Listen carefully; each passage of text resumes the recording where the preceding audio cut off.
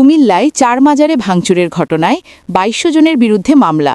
কুমিল্লার হোমনায় ফেসবুকে ধর্মীয় অবমাননার অভিযোগকে কেন্দ্র করে 4টি মাজারে হামলা, ভাঙচুর ও অগ্নিসংযোগের ঘটনায় মামলা দায়ের করেছে পুলিশ। এতে 2200 জন অজ্ঞাত ব্যক্তিকে আসামি করা হয়েছে। পুলিশ জানায়, বৃহস্পতিবার 18 সেপ্টেম্বর গভীর রাতে হোমনা থানার এসআই তাপস কুমার সরকার বাদী হয়ে মামলা করেছেন।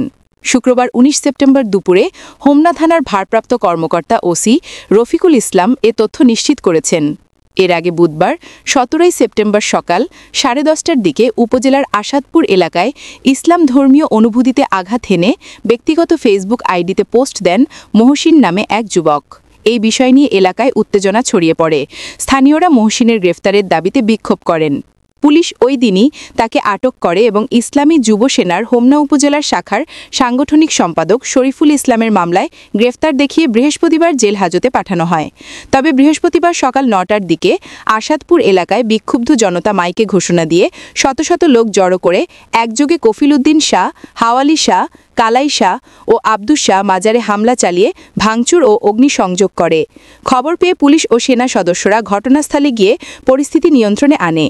এই ঘটনায় আসাদপুর এলাকায় এখনও থমথমে পরিবেশ বিরাজ করছে। ওই এলাকায় অতিরিক্ত পুলিশ মোতায়েন করা হয়েছে। পুড়ে যাওয়া মাজারের সামনে গ্রেফতার মহসিনের মা ক্ষোভ প্রকাশ করে বলেন, ছেলেকে তো পুলিশের হাতে তুলে দিলাম, এরপরও কেন আমাদের মাজার ও বাড়িঘরে আগুন দেওয়া হলো? পুলিশ আমাদের নিরাপত্তা দিতে পারল না কেন?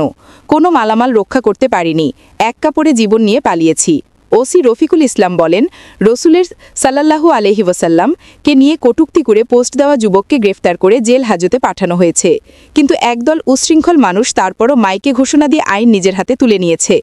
এই ঘটনায় 2200 অজ্ঞাত আসামির বিরুদ্ধে মামলা করা হয়েছে। জড়িতদের গ্রেফতারের চেষ্টা চলছে। বর্তমানে ওই এলাকার পরিস্থিতি পুলিশের নিয়ন্ত্রণে রয়েছে।